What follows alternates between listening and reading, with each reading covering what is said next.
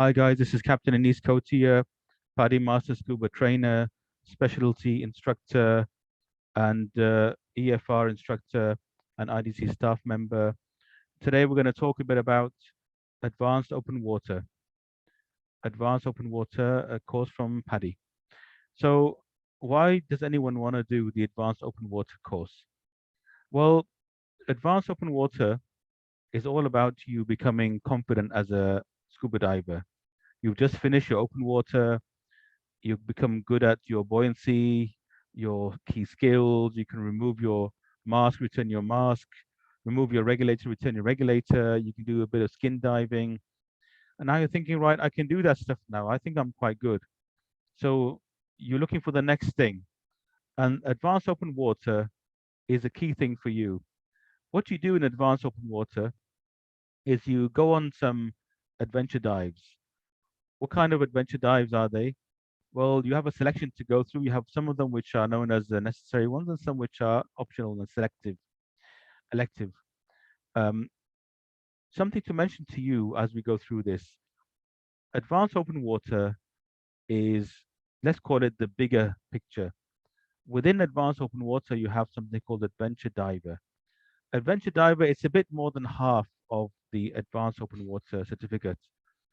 In adventure diver, as you can see here, you have you have to do 3 knowledge reviews, and you do the diver knowledge development section, and you do 3 adventure dives. So it's three, three, and one. So 3 adventure dives, 3 knowledge reviews, and completing the think like a diver knowledge development. Okay, that's your adventure diver. That's a bit more than half of the advanced. But for the full advanced open water diver certificate, you have to do 5 adventure dives, and they have to include deep and underwater navigation. Okay, and you have to do 5 knowledge review sections which relate to those adventure dives, and you also have to do the thinking like a diver knowledge development section. Why do you think adventure diver has deep and it has underwater? Why is that necessary? Why does PADI want you to do these two as part of your 5? Well, the reason is because deep means when you go beyond 60 feet, which is 18 meters. But you might usually not dive deep. However, sometimes you might face a situation where you have to go a bit deeper than usual and you just go beyond 60 feet. And in that situation, you need to know the different dynamics. You need to know how the water affects you, how the pressure affects you. You need to know how the color of the things underwater changes as you go beyond that limit. You need to know there are certain precautionary steps. You need to know that you should have an emergency air tank at back at near the surface so you can use that in case of an emergency.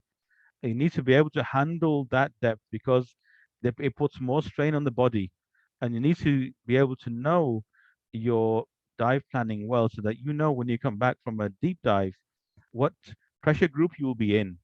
If you know your dive planning and your dive tables, you'll know you have a pressure group for every dive that you finish. So that's the kind of thing you learn in deep. Yeah. So PADI wants you to know this if you're going to become an advanced open water diver. And why underwater navigation? Why do you think? Well, it's because this is a basic skill you should have. Because if you are going on, let's say, a boat dive somewhere, or you are just going by the shore and you go a bit more, you go far further than you normally go, and you don't know where you are, then you need to know how to navigate back. So underwater navigation integrates underwater navigation techniques into your general dives. So it's not the case that you just do one dive with a compass. No, no. You should then be doing every dive with a compass and knowing where you're going. Okay. So this is why PADI wants you to do these 2 dives as part of your advanced open water course. I hope that's clear. So let's have a look at some of the prerequisites. So you need to be at least 15 years old, and to do these dives, so you need to be able to go to beyond 30 meters. But of course, this is a general guideline. The depths vary per dive, right? Depths do vary. So you have to go through each and every specific adventure dive to then understand what's required. We're going to skim through this. And if you decide to do your either your adventure diver course or your advanced open water course with me, then we'll go through this together. So you need to be a PADI open water diver or equivalent PADI junior. These are the key items of equipment you need to have. You need to have a dive tool. You have your general ones, which are listed in the book earlier at the beginning of this book. This is the instructor manual. But you also need to have a dive knife or dive tool, have a compass, have a dive computer. So it's at this point that you need to be thinking about, buying some of these items. So if you were managing in open water with a timing device, then you need to be thinking about maybe getting something, because you can't always rely on somebody else's or a device, or even a watch. Maybe the watch might not be as good underwater as a dive computer. So something to consider. ERDP, this is electronic recreational dive planner. ML means multi-level, ERDP ML. So that's electronic recreational dive planner multi-level, or RDP table. This is the card, the blue and white card, which is still available online and in some places. So if you don't have a dive computer, you can use a timing device or ERDP ML or RDP table, but you should consider having dive computers simply because dive computers are so advanced these days. They're multifunctional. They can tell the time, and behave like a normal watch. They can also do stuff for you that is quite tricky to do when you are using an RDP table. So there are advantages to having a dive computer. Alrighty, so you have the usual forms to fill in. These are the kind of forms you have here. Um, Administrative document there. You have some worksheets here, which you can get as part of your pack or even e-learning. And then you have the open water dive, PADI advanced open water dive manual, which again is available via e-learning these days. Or some of you still might have the manual copy. And you should have a dive, a logbook for each dive. So when you do your dives, you should be logging them.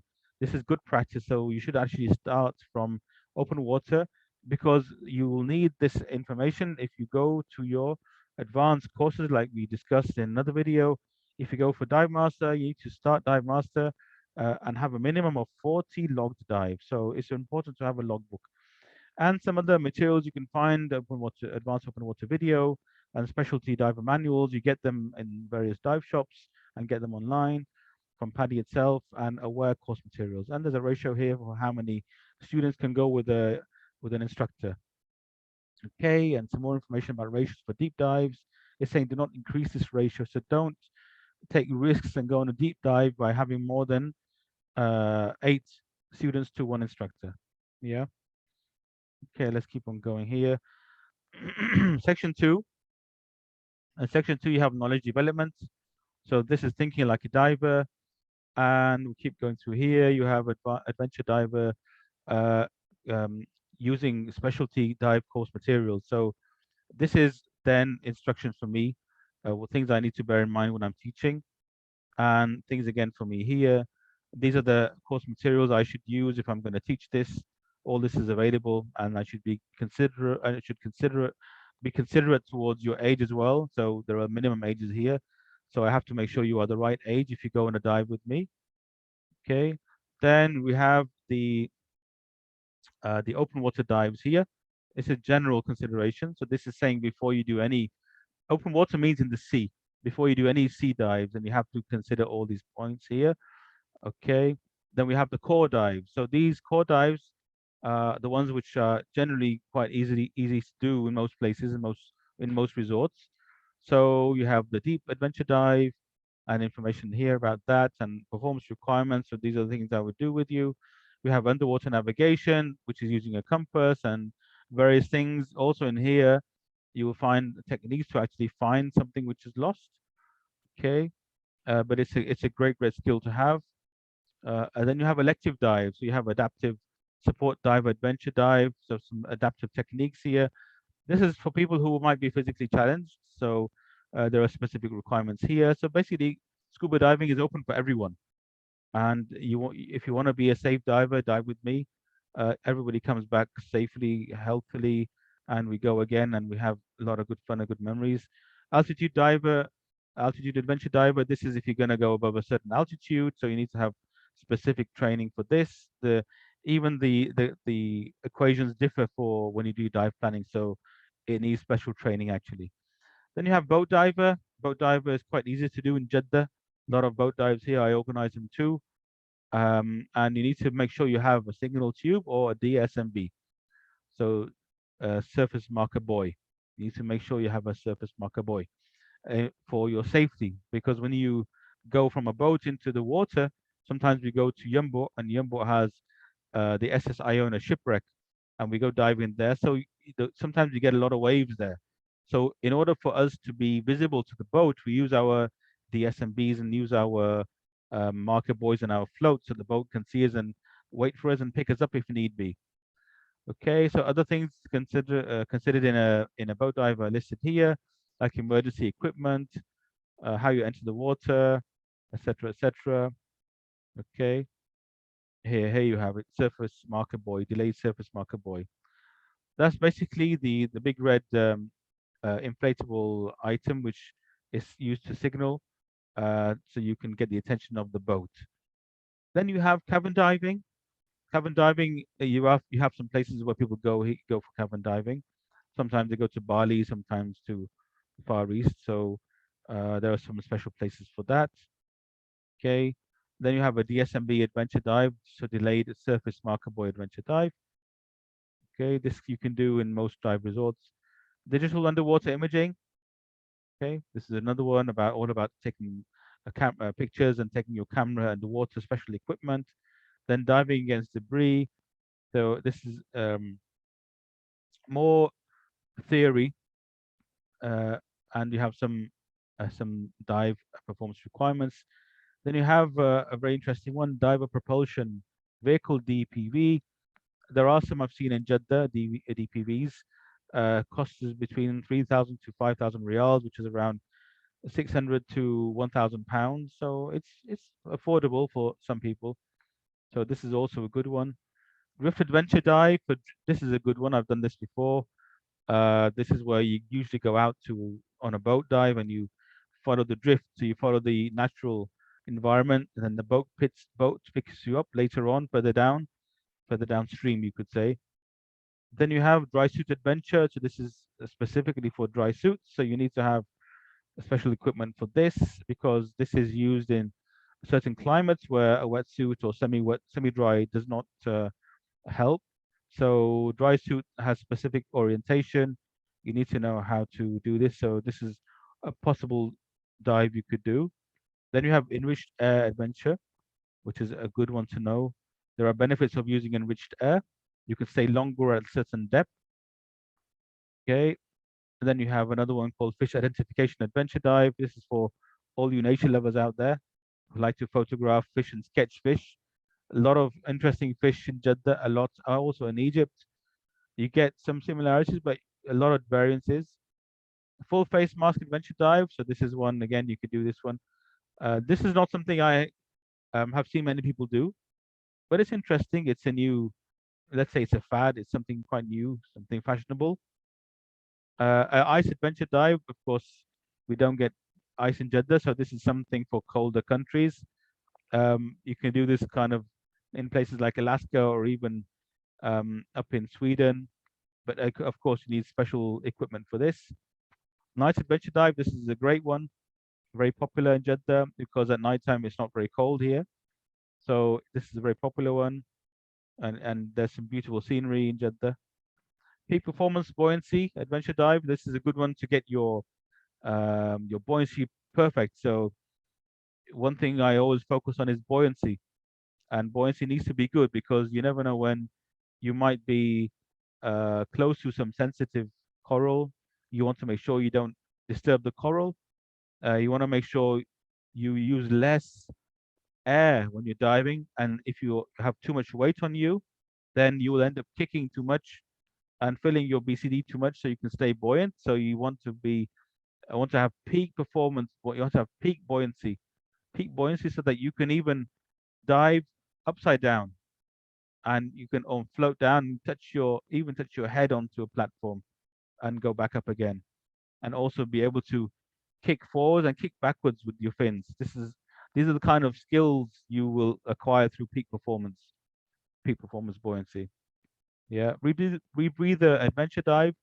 This needs special rebreather equipment. So it's the one where you have a closed loop, closed circuit equipment, breathing apparatus, so that you minimize or completely eliminate bubbles from going out into the water.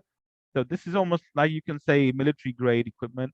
They're not always available in Jeddah, but it's possible. Let's see. We can always check. Search and rescue.